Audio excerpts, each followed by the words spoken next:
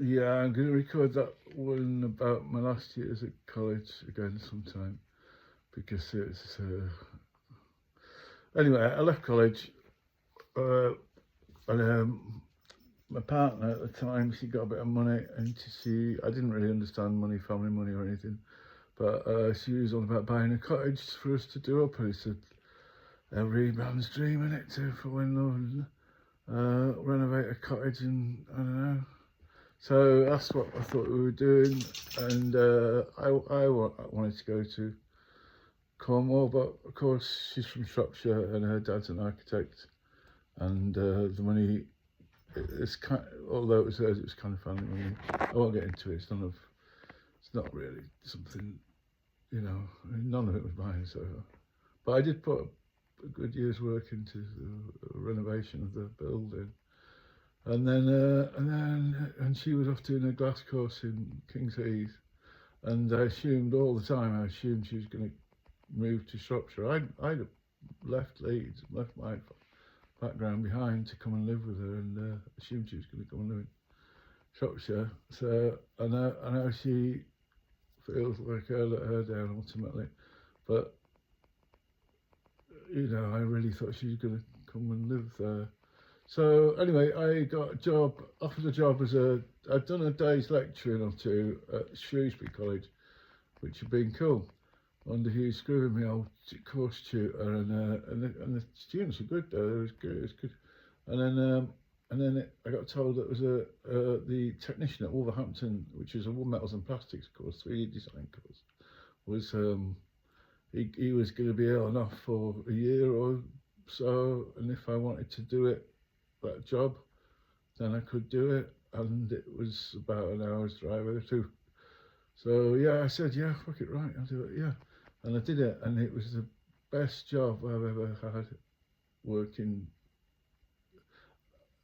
I've been self-employed most of my life, but run my own business, making my own stuff, one-man sole trader, or somebody helping me sometimes. But most of the time,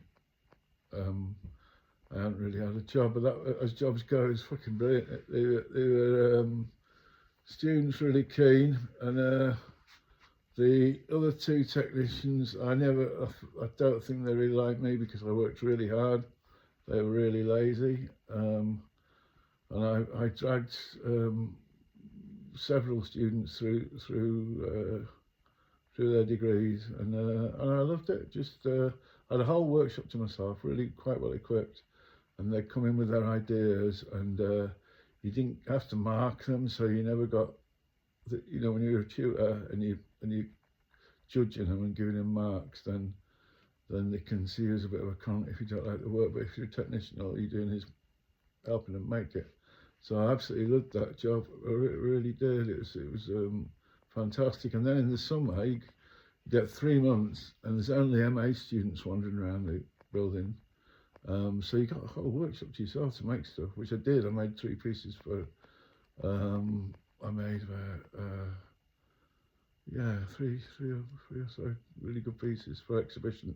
So that's fantastic. It was brilliant, and from that, I still thought that my partner was going to come and live in this cottage. I was living on my own there, totally on my own, isolated. I didn't know nobody in the area. I had no friends, no support structure, and then because I'd done, 3 things happened. I applied for a lecturer's course at the University of Central England in Birmingham, from an advert in the Guardian, and also a newspaper, broadsheet newspaper, and I got the job, and that was 2.5 days a week, and then Wolverhampton, because I'd done well as a technician, they said, "Oh, do you want to become a lecturer?" And I said, "Yeah, right, yeah." And they were offering like nearly 40 quid an hour, which was more than I'd ever earned before. So I thought, fuck it, yeah, I'd do that. And then Shrewsbury asked me to do a day a week as well. So I was doing 5.5 days teaching a week, and I'd never been trained as a teacher. Never had any. You don't have to. I don't know if it's the same still, but you used to get like if you've done well in your degree show, and they're like a bit of young blood, somebody who knows what's going on, a bit more excitement to bring in, but I didn't have a clue. I didn't even know how to say, sort of talking and gather round. I didn't even know how to do that. So I was I think I did okay. I think some students I did really well for, but there were a minority. Sort of like 20% of them I did really well for, and 80% of them I just couldn't. I just wasn't. It just wasn't me. And I was coming home from work to this still half renovated cottage with sacks of cement there.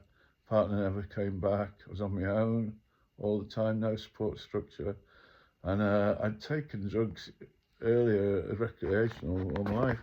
Well, not all my life, but since I was sort of 13, 14. But I'd never taken them as escapism. At the time, heroin had become an epidemic up in, well, all across the country, but in Leeds, my friends, a lot of them had succumbed to heroin. And I used to go up there and spend a couple of weeks sabbatical, and I get away with it. You know, you can before you get addicted to heroin, it takes a long time to get addicted to heroin. You can do it like 2-3 weeks, and then have a gap for a month to go back, do another 2, 3, 4 weeks, have another 2 weeks gap, and so long as you don't, you know, do it every day for like 3 months, you don't get addicted. So I was doing that, but also to get through the stress, I couldn't cope with the lecturing. I was drinking heavily, like a bottle of spirits on the night, and it was. Eventually, I just had a breakdown. I was on tablets to sleep and all sorts of shit, and eventually I just ran away. And but I was disillusioned. But partner had moved down to Frome, and she's still my girlfriend. But I didn't get why she hadn't come to the cottage that she bought up there. I understand now that she couldn't buy it anywhere else because of the way family money works. She'd been left all the money, not divided between the two siblings, which is really unfair, you know. And it's not her fault, but it's just the way it was.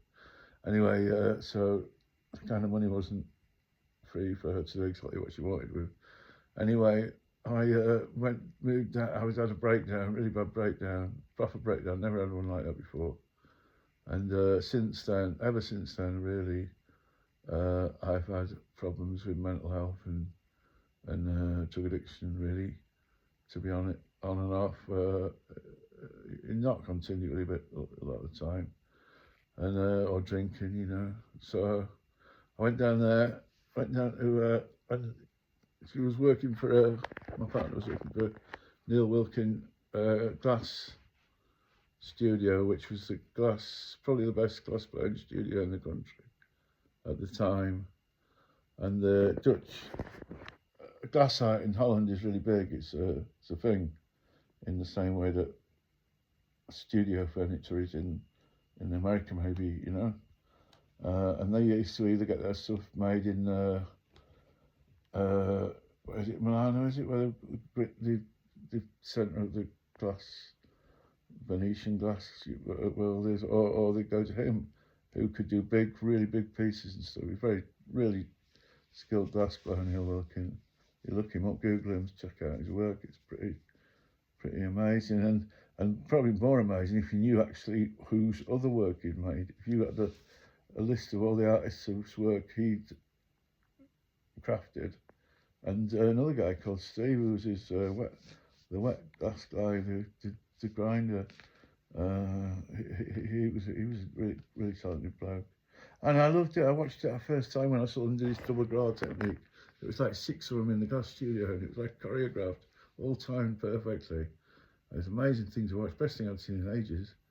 So I was quite excited about that. And then when I was down there, then Gareth said, "Oh, why don't you come over, see I'm sharing workshop, bit of workshop space at Fred Baier's." And like say, Fred Baier, I've probably mentioned before, was one of my woodwork heroes from college. And I went over there and said, can I finish off this tabletop? For the table, I'll show you the table. The table at the top is actually tucked away somewhere now, but that's the table frame. It's a sort of makepiecey type thing. Don't know if you can see it here. Kind of yeah. Anyway, the top. I'll put it together sometime and show you with the top on. But it's quite a complex piece. Anyway, I made the top there, and I think he was quite impressed with me, you know, technical skills, and said, "Do you want to come and help me make my stuff for a bit and get, you know?" So yeah, fucking right. I'll go work for Fred for a bit. So I worked for Fred for two years, and it was brilliant. Gareth was, you know, he was making his new stuff and trying to get on in the world. There was Rachel Hutchinson, who was trying to do the same. Brian Moxham, who was more of a traditional furniture maker, but a lovely bloke, you know. And there was a bit of a funny chemistry sometimes there that caused problems. But I love Fred, and to this day he's been a good friend, you know, really good friend. He saved my life. He kind of brought me back from that breakdown. I don't even know if he knew how bad I was, but it gave me something to do. And I sort of settled down in this part of the country, and I've never left because I don't know how to get into it just yet, but I got my own workshop nearer here where I lived a bit later on. But I did make some great pieces for Fred. Made him some prism chairs and some other pieces and that you'll probably know if you're a furniture fan. And I've got the highest respect for Fred as a furniture design maker. I think there's very few really ones that who did something that was fundamentally different, you know. And he really is a, you know, if you get artists and designers and whatever who are just really copying or doing a version of something that's gone before. But with Fred, he was completely on his own track, and still is, and he's amazing. He's an amazing man, and a really, really nice man, a lovely man too. And for a while, it was great there. For a while, it was, and probably my fault. I got a bit too close to Rachel, and you know, there was just stuff going on with my partner. We were going out a lot, taking a lot of party drugs, and yeah, I'll leave it there because a bit of a I'll leave it there because she'll have a very different opinion of it. But I'm not trying to argue with anyone or cause anyone any friction around. But for me, I felt a little bit like I'd been conned into going up to do this place in Shropshire that never really happened, and